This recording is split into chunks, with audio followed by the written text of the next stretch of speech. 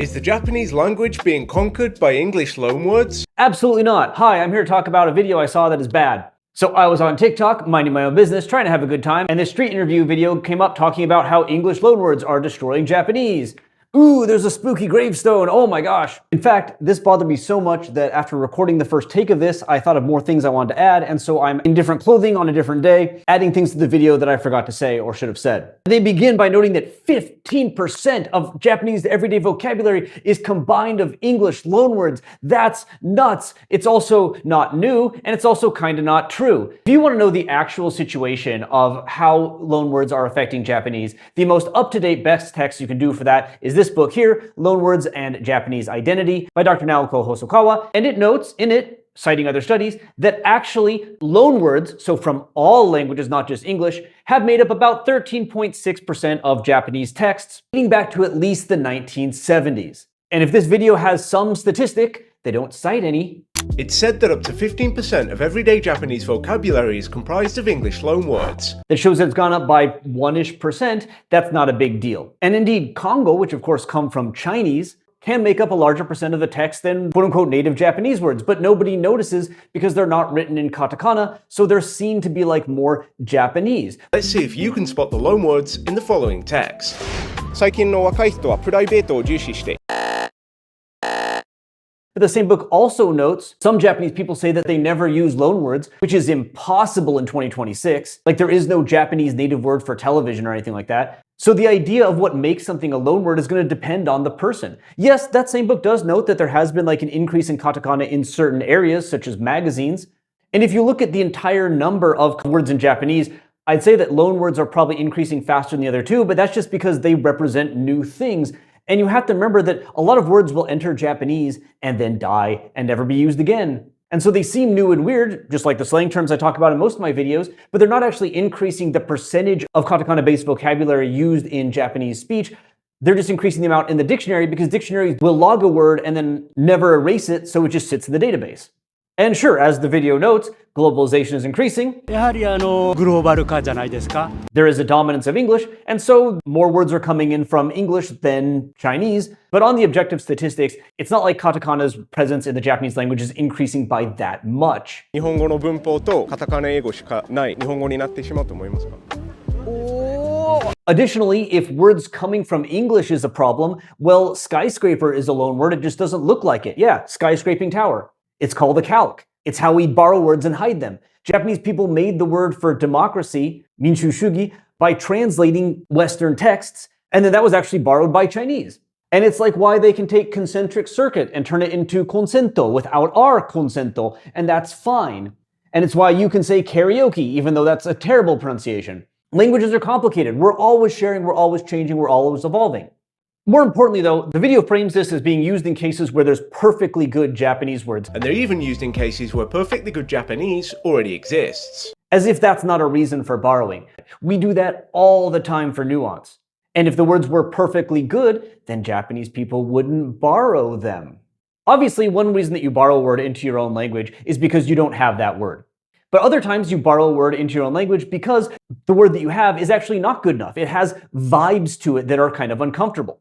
For instance, one of the classic examples that comes up in like every history of loanwords textbook is that the word loan, right, so loan, was borrowed into Japanese by Japanese people intentionally because shakkin, the former word for a loan, which works fine, it means borrowed money, right? Why do you need a new word? Well, it had bad vibes. People weren't supposed to have shakkin, right? I mean, if you had shakkin, well, then you were a person who was in debt. But if you were a person who had a loan, you were something new. And the introduction of this was intentional by people trying to loan people money to get rid of kind of the stink that shakkin had to it. And we've done this too in English. Like, hey, do you want to go with me and eat some bean curd? No? Does that sound disgusting? What about tofu? Oh yes, that sounds great. Let's go have some tofu, which is absolutely not bean curd. They're even used in cases where perfectly good Japanese already exists. Do you want to eat some seaweed? No? How about some nori? That sounds great. Already exists. For instance, the video specifically mentions words like staffu as like a problem. Let's see if you can spot the loanwords in the following text. スタッフの意見もリスペクトし、なんか違和感とか気づくことありますか? 違和感ないです。 But are they? While Japanese has a lot of Kongo in it, sometimes these words can sound like omokurushi. They sound heavy. 違和感ないです。 Indeed, there are like Japanese business guides that warn you against using too much kanji and too much kango in them because it sounds really, really authoritative and unpleasant. So while there is a word like jugyoin for employee, it does sound, very official and formal. And like tenin is okay, but like what if you're not a mise, right? Well, staffu is light. It ends in a nice oo sound. And it works for basically everything, so that makes it kind of convenient. The other words still exist. They still can be used. Adding these words doesn't kick out a bunch of older words. Japanese people can still use the words that used to exist if they wanted to. And if this interview channel wants to put their money where their mouth is and be the not change that they want to see in the world, they're welcome to do that. I encourage you, go up to your partner and say that you're going to seppun them instead of kissing them. Talk about how you have to go out and get some shakkin for your upcoming house purchase. Start using colors like Nezumi-iro or Momo-iro instead of the loanwords for gray and pink and stuff like that. You're allowed to sound like a visual kei singer or an enka singer or something. That's fine. And like you flag words throughout this video as if there's something weird about it, like they use apiru. 英語が喋れるよアピール What do you want them to use instead? Aji? Yosei? Shinjou? Kokoku? Yobikake? Miryoku? Ajiwai? Tsuya? Omoshirosa? Some of these could work, but they all have different implications. And they're even used in cases where perfectly good Japanese already exists. And the Japanese person that is speaking is an intelligent human being, and they're choosing a word from these to get the right implications and vibes. Increasing the number of vocabulary in your language makes you a more proficient speaker, not a worse one. It's not evidence of degradation, it's evidence of increased variety in the way that you can navigate your own world. Indeed, if Japanese people know more words now than they used to, isn't that evidence of a positive growth? And indeed, I would say it's contemptuous to look at the people in Japan and being like, those people are using the wrong words. Why are they throwing away their words? Well, why do you think? Why don't you ask them? Staffu is not like a rare word that Japanese people don't understand. They use it a lot, so they clearly find some kind of value in it. These are intelligent people making linguistic choices. And if the words are, well, I'll let the video describe them, Or awkward sounding English. then they wouldn't be used. They're not awkward sounding. なんか違和感とか気づくことありますか？違和感ないです。実にナチュラルの話になってます僕は。Awkward sounding words don't get adopted. And if they do, people look at the people that use them awkwardly, and they don't become like a normal word that everybody uses, like staffu does. And then it does this thing where they say a Japanese sentence that has a bunch of katakana loanwords in it. Let's see if you can spot the loanwords in the following text. 最近の若い人はプライベートを重視してワークライフバランスを考え、毎日モチベーションも高く保ちながらビジネスに取り組んでいます。And ask Japanese people if they see anything weird about it, and most of them say no. 違和感ないです。 And then they present it like, oh, but there were so many words in it, don't you know that? なんか英語と混合してる？正解です。ああ、合ってた。すごい鋭いです。You flagged this guy for saying globalization using global. やはりグローバル化じゃないですか。 What should he say instead? Kokusaika? That's internationalization. That's a different thing. Global and international are not the same thing. Do you want him to say chikyuka? Well, he can't. Because as we can see from Weblio, that's a synonym for terraforming. And why didn't you highlight the word European when it was spoken by the guy who agrees with your intent for making the video? 白人に対する尊敬の念なんですか、ヨーロッパ人に対しての尊敬の念。Shouldn't he be saying Oshujin or Hokuojin or something like that? I guess he just respects Europeans too much. But no, he agrees with you, so we'll give him a pass. It's good journalism. I had this exact same conversation a few years ago when I was shinking out to some Inaka konbini, right? Because they had a gente anime kurabo thing at that konbini. And so I got my ekiben. It was super kawaii. でも逆やったらそんなこと思わんくない？その外国の人が日本語で例えば可愛いってよく使ってたりしてもなんか悲しいって思わないから嬉しい。 Although, it was a skosh overpriced as well. But that's okay because it had that wabi-sabi vibe to it, right? So I'm willing to pay a bit extra for that. But when I arrived, my friend there, who's from my university circle, which is a manga circle, by the way, they were like, English never borrows loanwords for words it already has. And I was like, I think you're wrong. But who knows, that may just be like a kanji guy. The cross sections on these sandes are actually insane. Want me to tell you another tokusatsu fact? Then the video goes on to get even worse by doing a bunch of leading questions. Like this one, they frame it as Japanese learners are so upset that Japanese people aren't using Japanese. What's going on with that? 日本語学習者で日本人がせっかくの日本語を使っていないのは残念に思う方が多い。そのあたりはどう思いますか？ But here's the thing. Loanwords are Japanese. The word loanword is trash. While I have problems with gairaigo as well, it's much better because it's words that came from abroad, and most of them did. When you loan someone a word, they keep it, they manipulate it as they want, and they never give it back to you. And that's why it often changes meaning. In Japanese, for instance, anime is all animation. Sake is all alcohol. But in English, we borrowed them and we restricted their meaning.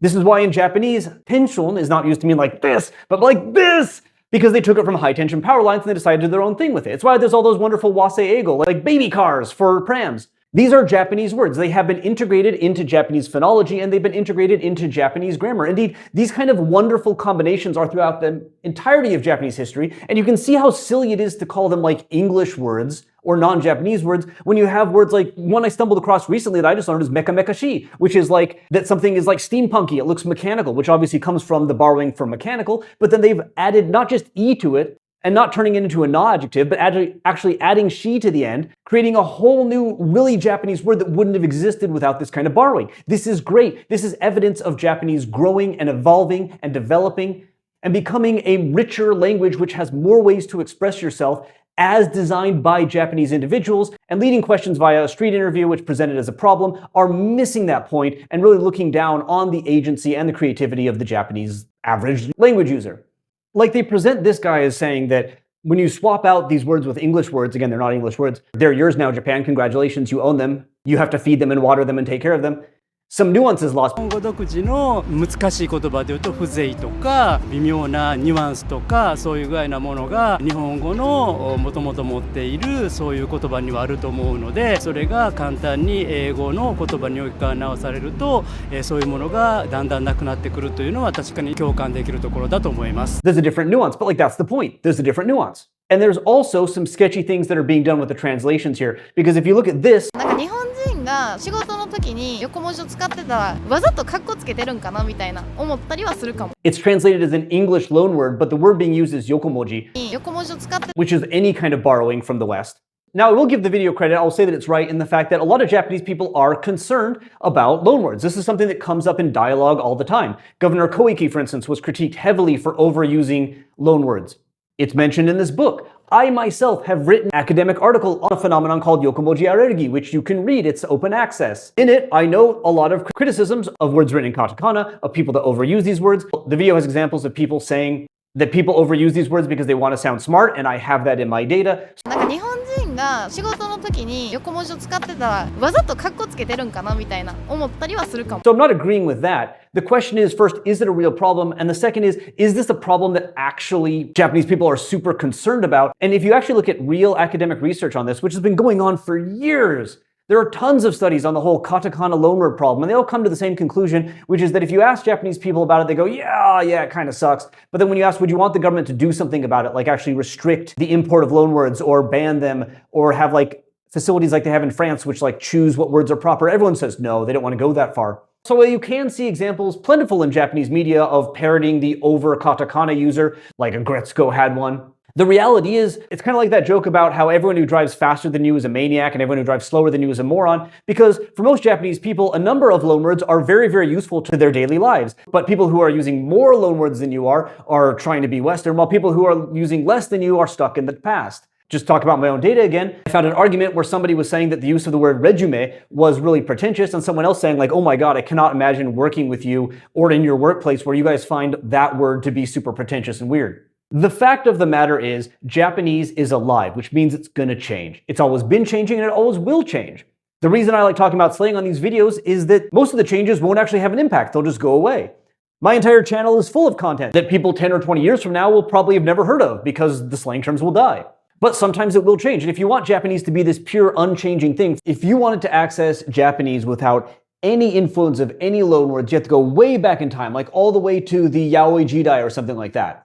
弥生時代でしょ? No, I mean the Yaoi Jidai, which is between 801 AD January and 801 AD December, when all the men just started kissing each other for a year for some reason. But honestly, even if Japan was just like an island that no one ever visited, it never contacted anything, like it was just floating in space and nobody bothered it, the language would still change. The only way to not have your language change is to have it to die. Latin doesn't have a lot of English borrowings, but I don't want Japan and the Japanese language to die.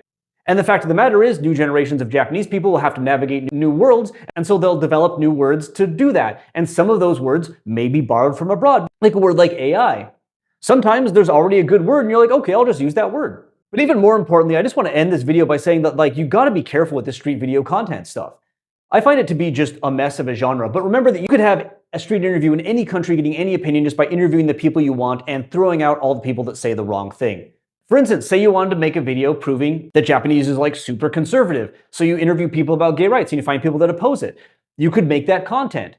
But if you look at the actual statistics, most Japanese people are in favor of it, with government inaction being kind of the reason why it's not going through. So when you watch this content, note how many people are actually being interviewed and note how much they're allowed to say. Especially note how many questions are yes or no leading questions. 将来に日本語の文法とカタカナ英語しかない日本語になってしまうと思いますか？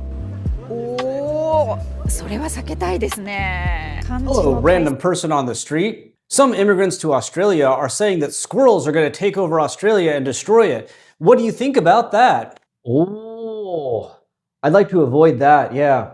Thank you so much. This is not a moral panic, and we can absolutely draw informed conclusions from this video. For instance, one of the better street interview creators that I think exists in the Japanese ecosystem is this guy here. And I don't watch a huge amount of his content, but I noticed that there's a lot less cut editing. 日本人が仕事の時に横文字を使ってたらわざとカッコつけてるんかなみたいな思ったりはするかも。日本語の文法とカタカナ英語しかない日本語になってしまうと思います。He lets people fully express their thoughts and he asks open-ended questions. But even then, he made a video where he interviewed some people on the street about if it's okay to cheat. 風俗に行くことは浮気かどうかっていう、どう思いますか？浮気じゃない。浮気じゃない。 And it led to this whole discourse online, especially in places like Twitter or something like, oh, in Japan you can just cheat, whatever. And I even had somebody comment on one of my videos being like, wait a minute, I thought you could just cheat in Japan, no one cared. That's not the case. This is just a few people in one specific area of Japan. It is not representative of the entirety of the Japanese history. Indeed, there is even a classic karaoke song in Japan sung from the perspective of a wife who's like, hey, if you cheat on me, I'm going to put poison in your food.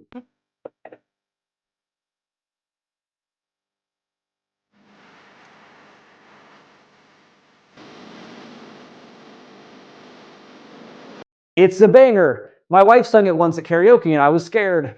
The fact of the matter is that cultures are complex, and understanding any of them to any real extent requires not only big statistics like demographic surveys, etc., but also a variety of investigations which are not rooted in questions that have no respect, or even worse, no interest in the actual history of things, or the basic fact, which is that in 2026, no language on this planet, especially not languages which are the primary languages of nations and enforced by those nations in education materials, etc., would look anything like it is if it wasn't for huge amounts of contact and borrowing, both explicit, as of course katakana makes things, but also implicit, such as when words like tempura, etc., get eventually written in kanji so that Japanese people forget, and perhaps language learners never learn, that they are actually loanwords.